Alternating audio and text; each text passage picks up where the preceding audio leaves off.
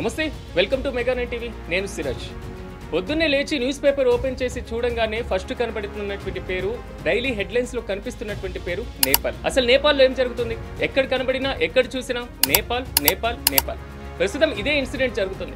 ఎందుకు నేపాల్ ప్రధానమంత్రి ఆ దేశానికి అత్యున్నతమైనటువంటి స్థాయిలో ఉన్నటువంటి వ్యక్తి వేరే దేశానికి రెండు చేతులు జోడించి శరణార్థులుగా వెళ్లాల్సినటువంటి పరిస్థితి ఎందుకు వచ్చింది? ఆ దేశంలో యువత చేస్తున్నటువంటి ఒక ఉద్యమానికి రాజీనామా ప్రధానమంత్రి చేయాలి. ఆ దేశంలో ఉన్నటువంటి వ్యవసాయ శాఖ మంత్రుల దగ్గర నుంచి ఆర్థిక శాఖ మంత్రుల వరకు అందరినీ రోడ్ల మీద పరిగెత్తించి ఎందుకు కొడుతున్నారు? ఎందుకు ఆ దేశంలో ఇంత భారీ స్థాయిలో ఉద్యమం రావడానికి కారణం ఏంటి? ఈ రోజు అనంతపురంలో సూపర్ 6 సూపర్ హిట్ సభ జరుగుతుంది. ఆ సభను కూడా పక్కన పెట్టేసి ఏపీ మంత్రి నారా లోకేష్ ఓన్లీ నేపాల్ ఇన్సిడెంట్ మీద ఫోకస్ పెట్టి ఆ సభను కూడా క్యాన్సిల్ చేసుకోవాల్సి షెడ్యూల్ ని కూడా చేంజ్ చేసుకోవాల్సినటువంటి అవసరం ఎందుకు వచ్చింది?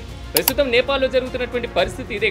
భారతదేశం పక్కన ఎక్కడో 3.18 కోట్ల మంది జనాభా అనుకుంటా. ఐ థింక్ ఆంధ్రప్రదేశ్ జనాభా కంటే చాలా తక్కువ జనాభా. అంత తక్కువ జనాభా కలిగినటువంటి ఒక హిమాలయ దేశంలో ఇంత భారీ స్థాయిలో ఉద్యమం రావడానికి కారణం ఏంటి? నేపాల్లో జరుగుతున్నటువంటి ఉద్యమం కేవలం నేపాల్కి సంబంధించింది కాదు, దాని సరిహద్దును పంచుకుంటున్నటువంటి ప్రతి దేశం మీద కూడా దాని ప్రభావం పడేటువంటి అవకాశం ఉంది. భారతదేశం మీద దీని ప్రభావం ఎలా పడుతుంది ఒకసారి మనం కూడా గుర్తు తెచ్చుకోవాలి. ఎందుకంటే ఒక చిన్న ఉద్యమాలు కాదు, ప్రజా ఉద్యమాలు కాదు, ఆ దేశం మొత్తం కూడా అట్టొడిగిపోతున్నటువంటి భారీ స్థాయి ఆందోళనలు.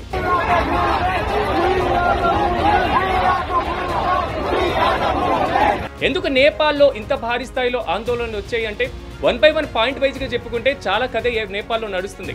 నేపాల్లో దాదాపు 26 సోషల్ మీడియా ప్లాట్ఫామ్లని నేపాల్ గవర్నమెంట్ రద్దు చేయడం జరిగింది. 26 సోషల్ మీడియా ప్లాట్ఫామ్ ని రద్దు చేసినందుకు ఆ దేశ ప్రజలందరూ కూడా పూర్తి స్థాయిలో ఉద్యమాలు చేయడం జరిగింది.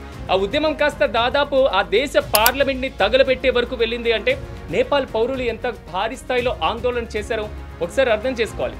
కేవలం ఒక 26 సోషల్ మీడియా ప్లాట్ఫామ్లని పక్కన పెట్టేసి వాటి మీద రద్దు చేసినంత మాత్రాన ఇంత భారీ ఉద్యమం జరుగుతుందా అనేటువంటి క్వశ్చన్ మీలో రావచ్చు. కానీ ఆ దేశ ప్రధానమంత్రి కూడా రాజీనామా చేసి ఆర్మీని పిలిచి ఆర్మీతో భేటీ అయ్యి ఆర్మీ హెలికాప్టర్లో నన్ను ప్రాణాలతో బయటపడేస్తే చాలు, నేను ఈ దేశం వచ్చి వెళ్ళిపోతాను, ఎక్కడో దుబాయ్ నాకు ఆశ్రయం కల్పిస్తే నేను అక్కడ బతికి బయటపడతాను.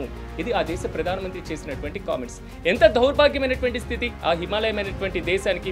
ఎందుకు ఇంత కీలకమైనటువంటి వచ్చిందంటే కేవలం సోషల్ మీడియా ఎఫెక్ట్ మాత్రమే కాదు, ఆ దేశంలో ఉన్నటువంటి రాజకీయ అనిశ్చితి, ఆ దేశంలో జాతీయ ప్రభుత్వం అవలంబిస్తున్నటువంటి అవినీతి కారణాలు కూడా నేపాల్కి ఈ రోజు ఇలాంటి పరిస్థితులు తీసుకురావడానికి కారణమవుతున్నాయి.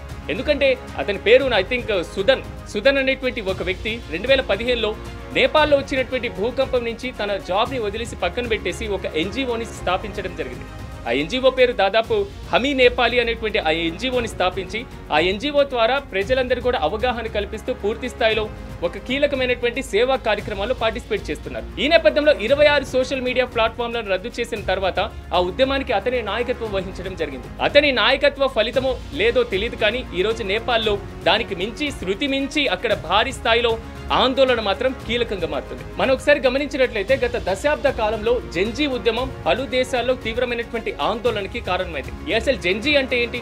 1990 నుంచి 2010 వరకు ఎవరైతే జన్మించారో వాళ్ళందరినీ కూడా జెన్జీ జనరేషన్ అని పిలవడం జరుగుతుంది. అంటే వీరు కేవలం సోషల్ మీడియాలో మాత్రమే అత్యంత కీలకంగా ఆధారపడి ఉంటారు. పొద్దున్నే లేచినప్పటి నుంచి సాయంత్రం పనుకునే వరకు సోషల్ మీడియాలోనే ఈ ప్లాట్ఫామ్స్ లోనే ఎక్కువగా గడుపుతూ ఉంటారు. కాబట్టి ఈ జనరేషన్ ఎక్కువగా సోషల్ మీడియాని యూజ్ చేస్తుంది. కాబట్టి జెన్జీ జనరేషన్ గా వీళ్ళని పిలవడం జరుగుతుంది. ఇప్పుడు జెన్జీ ఉద్యమం కేవలం నేపాల్లోనే కాదు, మన పక్కన చూసుకుంటే మయన్మార్లో అదే పరిస్థితి కనబడుతుంది, పక్కన బంగ్లాదేశ్లో